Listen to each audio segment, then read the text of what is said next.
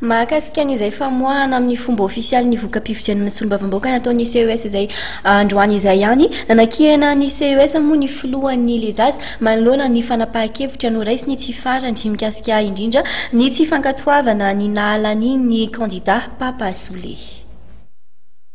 Tsy mety ny zavatra nataon'ny fitsarana manokana amin'ny sahanany fifidianana na ny CES raha nanapaka izy fa nofoanana ny vatony Papa Soule no izy tsy nandohetra hoy Andriamatoa Voninahitra Jean Eugène filohan'ny vorona politika Lezasa.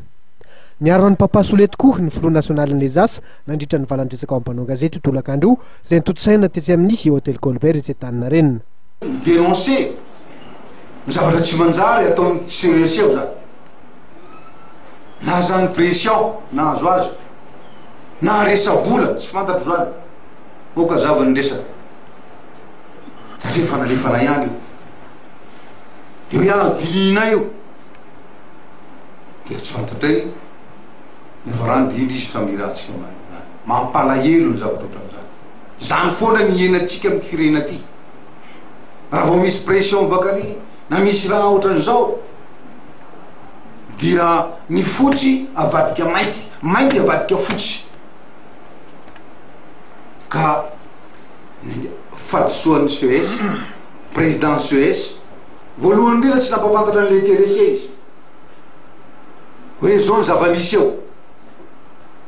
Satria fenouveau zany mety hanimba an'le intéressé. Ahoana ny hibokiboka atao fotsiny le izy.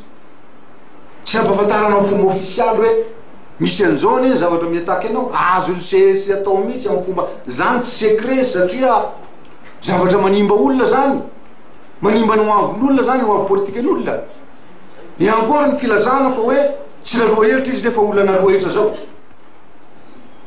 profony ty de azonay zarana aminareo raha ilainareo mpanao gazety fa nahaloa hevitra olona io nahaloa hevitra Papa Soule vis-à-vis ny fisika izy nahaloa hevitra efa ary zay koa nitondra ny preuve rehetrarehetra ary nidéposena azo ny CES zany.